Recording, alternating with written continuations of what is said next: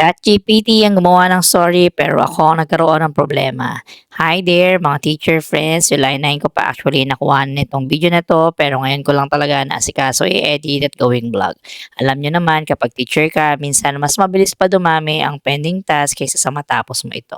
So let's rewind, nung time na to naghahanda ako ng lesson namin para sa kinabukasan.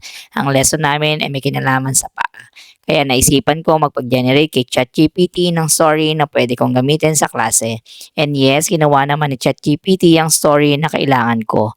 Ang problema lang, isang buong A4 page ang layout. Ang kailangan ko sana ay individual pages para mas madali kong maipakita sa mga bata habang nagkukwento. So, ang tanong, paano ko ngayon ito paghihiwa-hiwalayin? Dito na pumasok ang isa sa mga paborito kong lifesaver kapag gumagawa ako ng teaching materials. Ito si snipping tool. Kung hindi kayo familiar dito, teacher, baka gusto nyong tandaan to kasi baka dumating din ang araw na kakailanganin nyo siya. Actually, ilang beses ko na talaga itong ginagamit.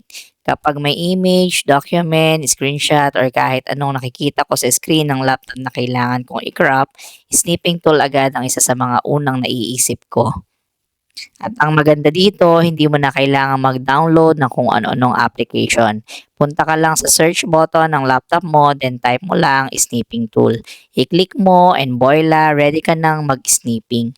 So ayun na nga, isa-isa kong kinwrap yung bawat part ng story na ginawa ni ChatGPT. Page 1, crop. Page 2, crop. Page 3, crop ulit.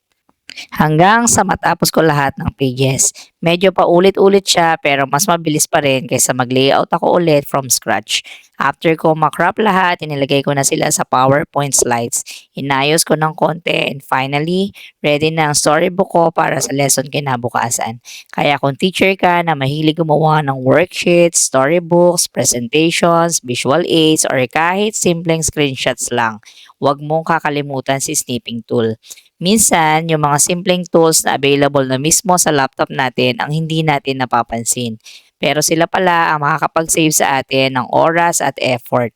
At dahil tapos na ang teaching material ko para sa kinabukasan, ready na ang lesson, ready na ang PowerPoint, ready na ang teacher, at higit sa lahat, ready na akong umuwi kasi alam naman natin, teacher, kapag tapos ng trabaho para bukas, uwian na bago pa may maisip na panibagong gagawin.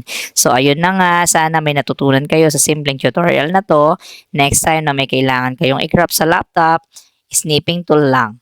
Small tool, big help talaga ito.